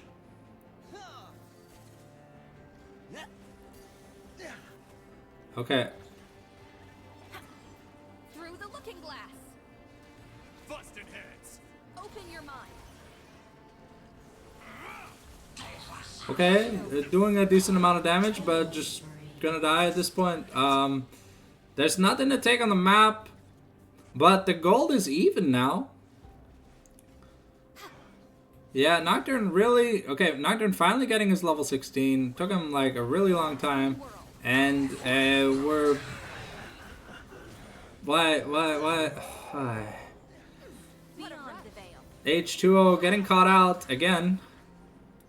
Just not respecting that they have CC is letting the Ishtal Impact just connect. Galore gonna miss the charm. So we're not going to see any follow-up or potential kill on the Skarner. I mean, the Skarner is decently tanky, so he's not your target anyways. Righteous just going to get solo killed by Tazy. Not respecting the bomb. Runs into it. Dies. We've got Baron here in 2 minutes. This game is one hell of a mess. Salicine looking for a kill here. Angle onto Ziggs, but not going to connect anything meaningful to the point where he can kill him. Looks like we're just taking the Void Scuttle, and we're sending Set back bot lane to push out some more. Let's see how much money Set has. Okay, so yeah, the gold is like all tied up. Well, they're about 1,000 gold down, but gold at this point in the game doesn't really matter. Ahri, though, finishing these Zonia's Hourglass is important. We almost have a Shadow Flame. We have a Shadow Flame here for Ziggs once he recalls, which is going to be pretty big because that's his 4th item. Still a little bit, about 3,000 gold behind Ezreal. But, yeah, Salicine really putting the carry in AD carry. Really doing his best to keep his team out of the mud, no matter what. But now this Ziggs does a decent amount of damage. Kalori now has a Hunting Guys, so it looks like we're going Leandries to help with the Skarner and stuff. Igor probably working on a Sterix. And Nocturne probably working on his Sterix, just to have a bit of HP to live. He's taking a lot of damage. Skarner probably working towards the Unending Despair. We have the Cribloom now here for Karma, and the Guardian Angel for Ezreal is gonna be pivotal. This Ezreal has to live. If he gets assassinated in team fights, it's really, really bad, because that's like all the damage that Rivals has is this Ezreal.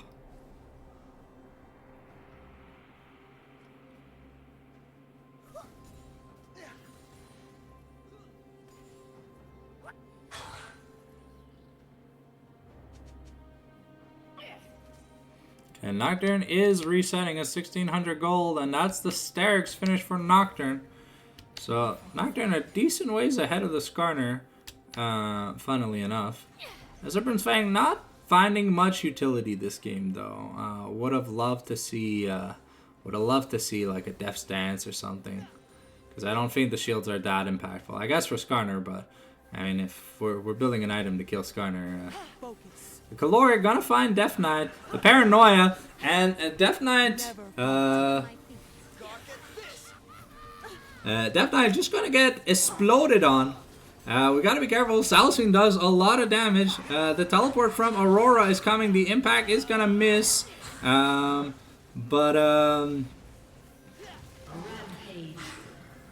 Okay.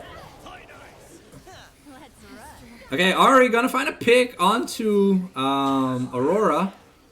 But yeah, if Salicine doesn't die, we don't have much kill pressure. Yeah. Okay, and that looks like that's Ocean Soul given over to Rivals for free. Nocturne once again not finding what he needs to find. Very low impact pick this game, unfortunately. Had a great early start, but got picked out so many times in the mid to late game that it doesn't matter. Junpei trying to steal it, but I mean, 500 damage to 1200 damage, it's a little hard to steal. And now Ocean Soul, so it means this Ezreal even more obnoxious to deal with. And Skarner's going to be even harder to kill. We just have no tank. So there's no one who wants to eat the Ishtal Impact, and every time H2O eats it, he's just dead because like an auto attack from Set and it's over.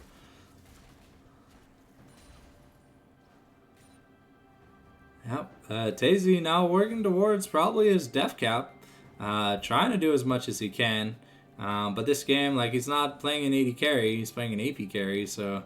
It doesn't have that hyper carry facility. Aggressive Arcane Shift by Ezreal. Has to be a little careful, but we have the Ishtal Impact now. Gonna be interrupted by the Satchel Bomb. Ziggs at this point of the game has like really low cooldowns. Okay, Igor has the flash over the wall.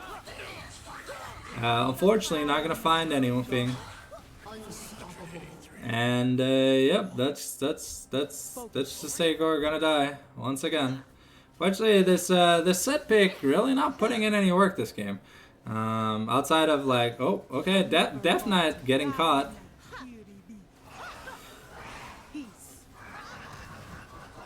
And Never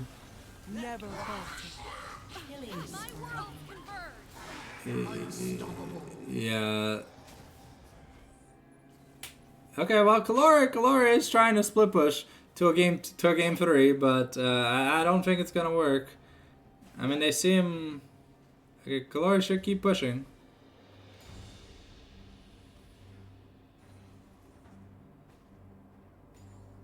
Aurora has no ultimate.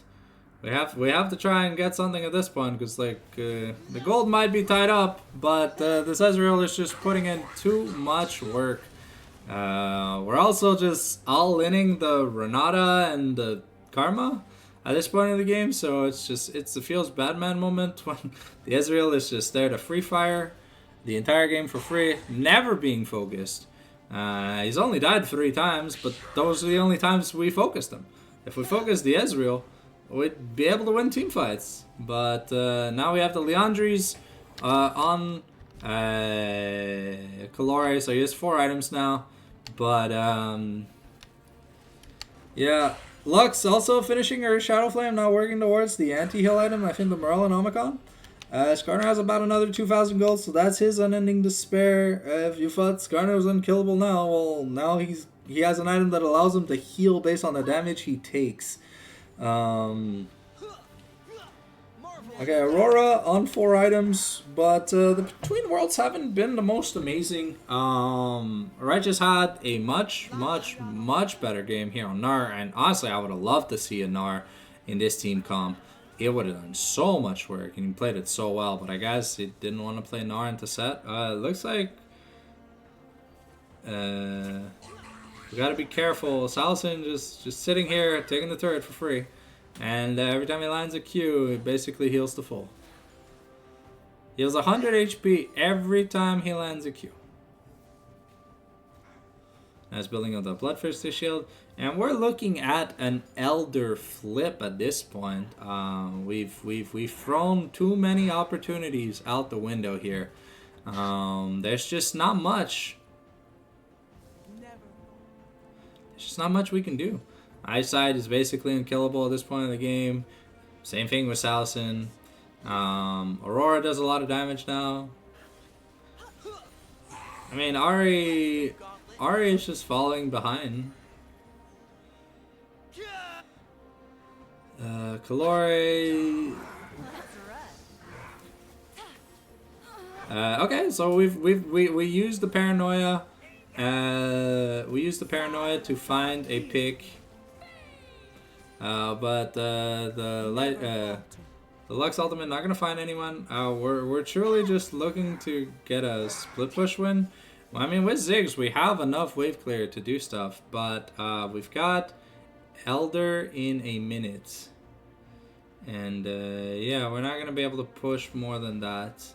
Ari really doesn't. Ari is going to have her ultimate for the dragon, so. Okay, Skarner gonna get charmed through the wall, but you saw it did like 5 damage. Yeah, Ziggs has trouble killing super minions that are like just coated in magic resistance. Okay, CB the Barbarian gonna try and push Agor off. Agor just gonna look to farm up a little bit for now. Has his Stagger Gauge now. Skarner, I think we're working on a Black Cleaver for Nocturne as his last item. I would have loved to seen a Death Stance. Feel like we have enough damage already. We just need sticking power. Okay, so the teams are now. So we have Karma versus Set Top for like teleport pressure, I guess. Junpei gonna miss another light binding. Karma just gonna have fun. Oh, we have a Shirelia's on Karma. Okay. Interesting. Okay, H2O has to be careful. We're gonna be able to use the Impale.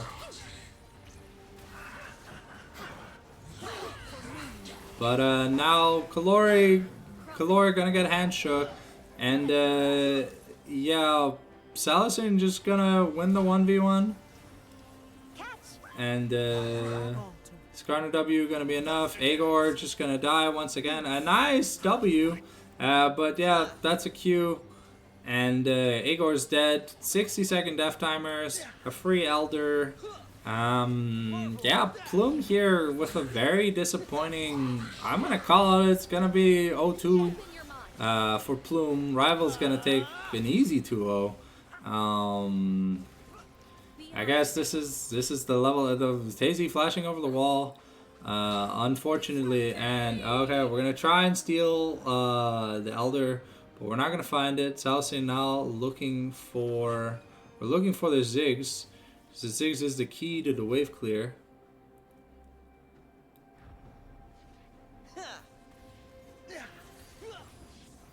Okay, Tazy gonna be able to teleport away and live, thankfully.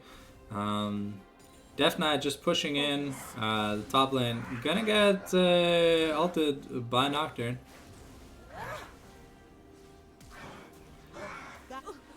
Okay, I mean, it's a karma at the end of the day. Surviving a Nocturne when you're full squishy and you built the Shirelia's like the kick W.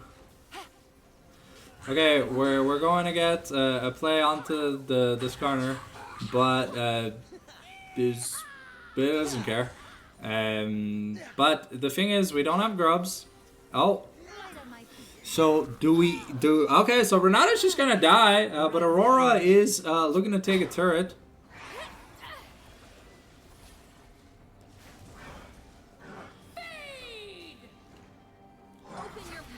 Okay, we're going to Charm. The Charm lands onto Salicin, but Salicin is going to go into the GA. Tazy is gonna miss the Q, and there goes the turret.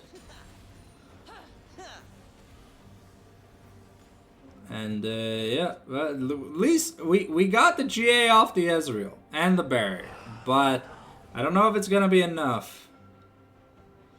Yeah, no one's in vision. The paranoia just gets used for no reason.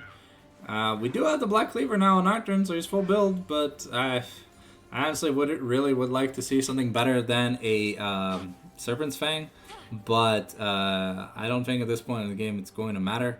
Looks like we're going also Black Cleaver here on the set. I would have loved to see a magic resist item here on the set, because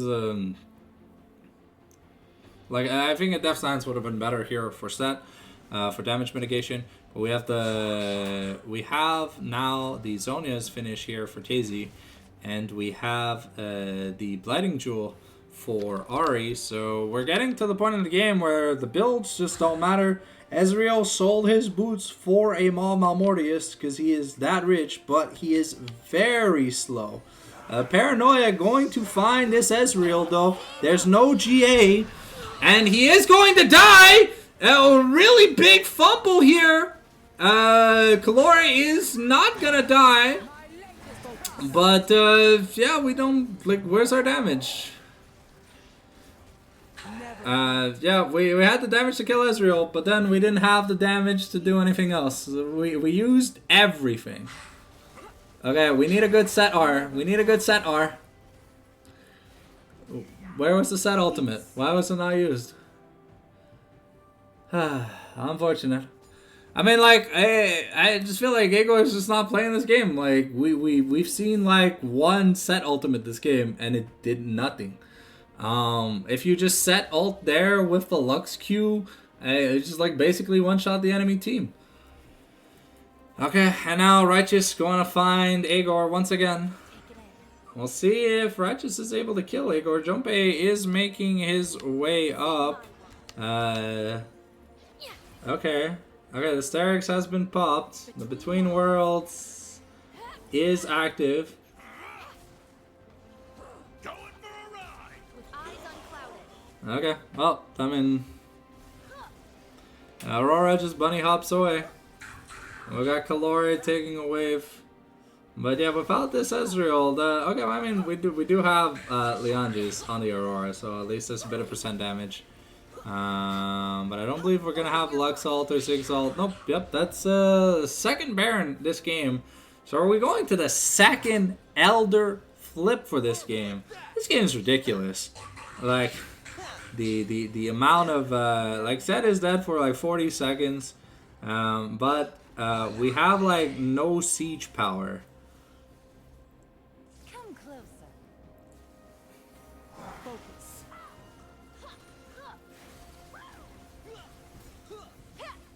Gawk at this. Yeah, the Baroned up minions are still getting bullied by Ziggs. Yeah, this is definitely like making strides towards being the longest game of the season. Focus. Latriano. Okay, we're gonna satchel charge this Garner away, and no one dies. So now we have a second Elder flip to look forward to. Tazy sold his boots for Horizon Focus. Would have loved to see a Lux out the wave now. Yeah, we have 309 vision score. Never focus. Okay. Nocturne just going to suicide. And that's the end of the game. The Between Worlds gonna kill Kalori. So Tazy gets caught. A nice W, but unfortunately, this is this is a little bit of a joke of a game. Latriano. This feels like Blossom's game 2 against Gabubu League Club when they drafted pretty badly. But yeah, like there's so much AP now. Yeah, it was a long game for nothing. Looks like Rivals is gonna stay undefeated before the last week of the Mamago Esports. A clean, well, not like a game 2 was not clean. It was a clusterfuck. But at the end of the day, unfortunately, H2O never found what he needed to find, and yeah, that. It was basically over from like the 15th time that like Nocturne went in and couldn't find something. But as always, the VOD will be available tomorrow morning at 10 a.m. on YouTube. So please do drop me a subscribe over there if you're interested in catching the game, if for like review purposes or whatever. But we do upload daily content as well. On that note, I'm gonna bid you guys a good night, and we'll be live Sunday for we're live Sunday for the Super Week of Div 3 with DH Bûcherons. For the DH Bûcheron Super Week run. So that'll start at 10 in the morning, and yeah, we'll see you there if you want to be there. So yeah, I'll see you guys on the next stream Sunday 10 a.m. Be there or be square. Look forward to Super Week. Thank you for watching, and have a great day.